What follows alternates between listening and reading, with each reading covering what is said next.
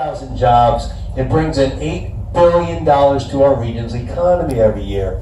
On the left side here, we have Northrop Grumman. They're actually a civilian company, but they only work on Navy ships. Now, the first two Navy ships that you see, number 76 and 59, these two are Arleigh Burke-class guided missile destroyers. Now, these are very powerful warships, and what makes them so powerful, besides the brave men and women who serve on them, the weapon system. These ships implement the Aegis weapon system. Now, part of that system, each of those ships have 82 vertical launching tubes going from the bow to the stern. They're capable of firing the anti-air, anti-surface, anti-submarine, and land strike missile. These missiles can reach speeds of over 2,000 miles an hour, and they're so deadly accurate, they can program them to fly inside an open window, which may be over 3,000 miles away. Now, there's only two types of warships that implement them, and that's the destroyers that you see there, and also the cruisers. But the cruisers are about 70 feet longer, and they had enough room to put 120 of those vertical launching tubes, rather than just 82. The other ship, number 49 there, that is what is called an LSD. Now, that ship is used to transport those brave men and women we call Marines, along with any equipment they may need to perform their duty. The stern of that ship actually has what looks like a pickup truck's tailgate. It will fold down. The ship sinks down about 15 feet. Out of the back come small boats called landing craft utility vessels, which are used to transport those Marines or any equipment they need to perform their duty. Up next, this is BAE Systems. Now, you see this British thing? This is the newest addition to the Bay. It's only got here about a month, and they're still putting it together. What a dry dock? It's a dry dock. What it is, it sinks down into the water. You can float a ship inside of it, then you can float the ship up out of the water to do any work to it. Look at this. Look at the smaller version of that right next to it. We've got another Arleigh Burke-class guided missile destroyer in there, number 60, which I believe is the Paul Hamilton, another destroyer.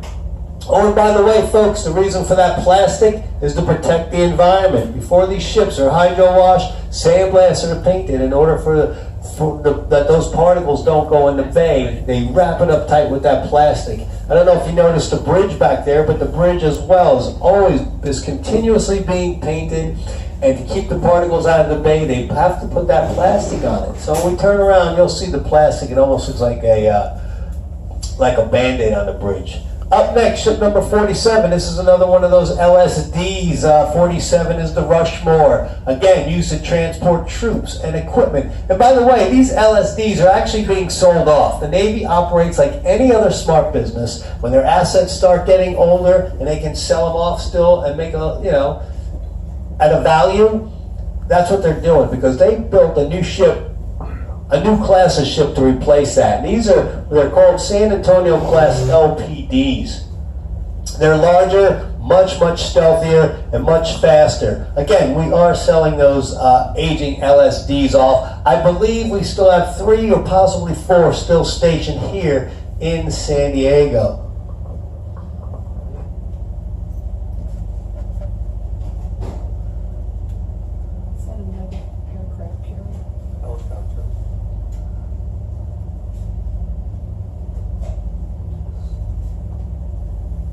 So coming up next, NASSCO. Now, NASSCO stands for National Steel and Shipbuilding Company.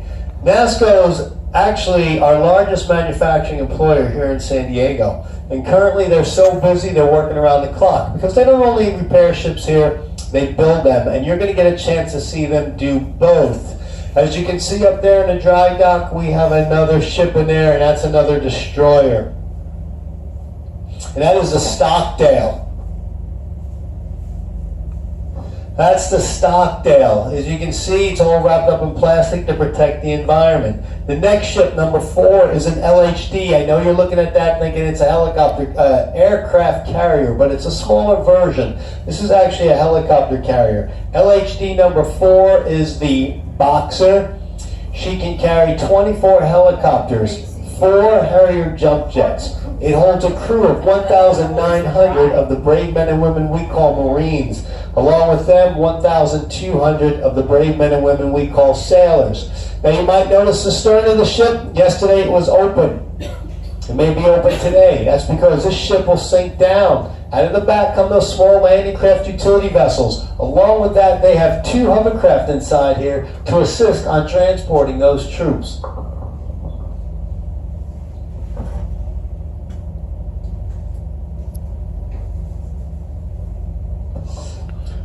The other ships you're looking at, like the Liberty there, I don't think I have to tell you what that is. That is an oil tanker. You see, NASSCO not only repairs ships, they build them. All the other ships you're seeing over there are all under construction. It takes about 2.5 years from the time they lay a keel to build one of these, like the Liberty there. That thing's still under construction. Over a month ago, it was christened, where they break the bottle of champagne over the bow, roll it into the water, then the tugboats wait for it, they put it alongside that dock, just like you see it. It might take up to 6 to 8 months for them to complete that ship. You guys remember the Exxon Valdez at Rounding Ground in Prince William Sound, Alaska? Built right here in San Diego, repaired here in San Diego. Okay, up next, see Coast Guard Cutter 752. That's the new Legend class cutters. Now these cutters are very fast. They also got some big guns on board. Now the Coast Guard does not get enough credit for the brave men and women who serve in it. You know, if it wasn't for the Coast Guard, our waters would not be nearly as safe as they are today. And especially if you're a mariner and you get in trouble out there, you know, the Coast Guard risks their lives to come save you. So really, they do not get enough credit for what they do.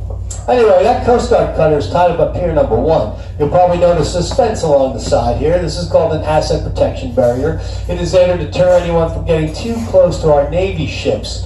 That's what we're against right here. This is the 32nd Street Naval Station. It goes from Pier number 1 there, where the Coast Guard cutter is, goes all the way in front of us to Pier number 13. We actually have 57 active warships stationed here in San Diego. You'll never see 57 here on one day because a lot of our brave men and women who serve on some of these ships are overseas right now protecting our freedom. But by the time we spin down here, you probably have seen pretty close to each type warship currently being used in the Navy. I usually say if you took both routes, north and south today, you would have seen both, but there's no subs in right now.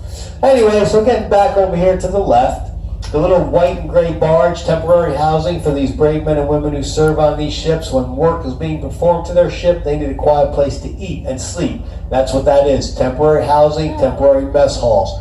The next ships on Pier number 3, all 3 are what they call Ticonderoga class guided missile cruisers.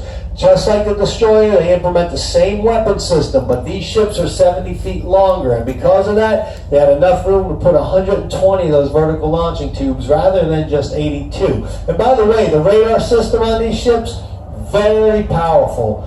4 megawatt phased array. They can keep track of 100 objects at a time. They can keep track of something as small as a golf ball between here and Los Angeles. If there's another warship in Los Angeles and that golf ball's going by, maybe on its way to San Francisco, well, that other warship that's stationed up there in Los Angeles will pick up that golf ball and actually send all the information back down to the ship here in San Diego. And if the ship in San Diego decides, hey, we better blast that thing out of the sky, well, it can actually launch another ship's missiles. So if that ship in Los Angeles or if that ship down here in San Diego says that we should just blow that thing out of the sky, well, it can control the other ship's missiles, if that makes sense. Anyway, here on Pier number 4 on the left side, we've got the Bob Hope, which is a cargo ship, the Mercy, the hospital ship, next to it. There's 2 of them.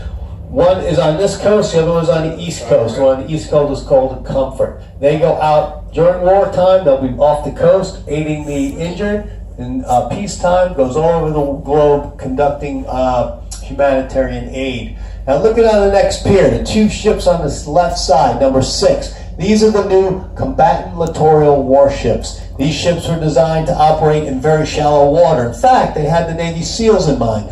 They want to get the Navy SEALs up rivers very quickly and then just as quickly get them out. Now the characteristics of that ship, it's made out of aluminum. It only needs 15 feet of water to operate safely, and different modules can be put on in a matter of days for different missions. The ship next to it, you're looking right inside what is called the flood deck, and that is one of the aging LSDs there. Again, sinks down 15 feet. Out of the back come those small boats to transport those brave men and women we call Marines. That's an LPD, I'm sorry. That's one of the newer LPDs that will be replacing the aging LSDs. Remember I told you the newer LPDs are much stealthier. Well, look at the top of that ship. It's got a radar-absorbing material wrapped around the steel mast to make it that much more stealthy. The aging LSD that I mentioned they're selling off is just to the right of the yellow crane there. You see it? You can see that steel mast very clearly. Okay, coming up next, we've got 2 more Ticonderoga-class guided missile cruisers. Then we have another helicopter carrier, number 2, which is the Essex. Again, 24 helicopters, 4 Harrier jump jets, 1,900 of the brave men and women we call Marines, 1,200 of the brave men and women we call sailors. What a neat tour.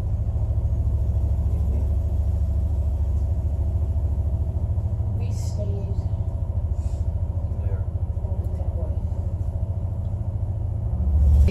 Today still sweeps waters for leftover mines that may be present from World War II. By the way, these barges, these gray and white barges, some of them are actually barges that were floating in the river in Vietnam.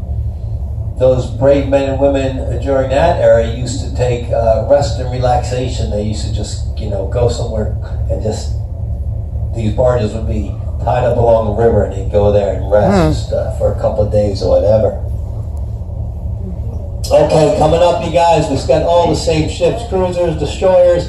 We got the 2 LPDs over here, but I want you guys to take a look at this. And if you have a camera, get your camera out. You are looking at a new destroyer. It is named after Admiral Zumwalt. This is the first of 3 the Navy has plans on building. These ships are very, and folks, the ship just came in about 3 weeks ago. I really don't know much about it except that it's very stealthy, it's very fast, it's got the latest electronic and also weapon systems on board. Those 2 things that look like, those 2 things on the top is part of the weapon system. I really don't know much about it. But that ship is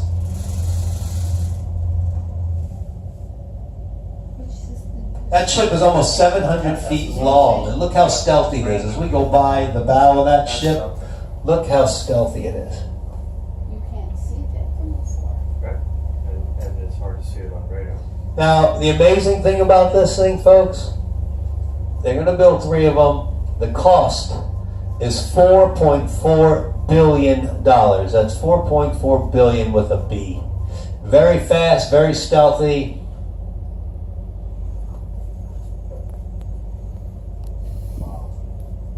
That is very fast. All right, so the rest of these ships here, ship number 6 on the Pier 13, that is another helicopter carrier, of course, that is called the America. And by the way, that is the only diesel-electric propelled helicopter carrier in the Navy. So that's the end of that pier. So look beyond that. You see it says Pasha, Hawaii. That's a car carrier. It can carry up to 4,000 automobiles. It's tied up at what is called the National City Marine Terminal. The Pasha Group has been operating out of there for many, many, many years. And what they do is they bring in automobiles. 1 out of every 8 that comes into this country is actually unloaded right there. And we couldn't go much further past that pier because the water's too shallow. You can actually see the end of the bay back there, but at that hillside that you're looking at, you guys, that's Tijuana, Mexico. We're only 9 miles from the border right now. 9 miles from the border. Now we're going to spin around here, and on the left you can see some land that's a 4-lane highway. That's called the Silver Strand. That is what's separating the ocean from the bay, a 4-lane highway. You can drive up and down that into Coronado. Really pretty ride, because on one side you're looking at the open ocean, the other side you're looking at the bay here. Very, very pretty ride. It's too bad it's so foggy out here, because to the left is Point Loma, which is the only way you'd be able to see the hillside of Point Loma. Very pretty. This is a picture of our ticket. That's the boat we're on.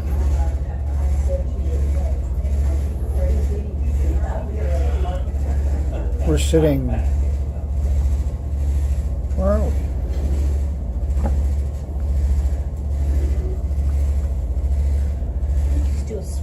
We're sitting up here. What?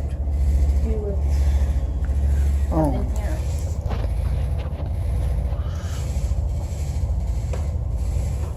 It's got your big head in it. There's the snack bar where they want a $2.50 for a donut.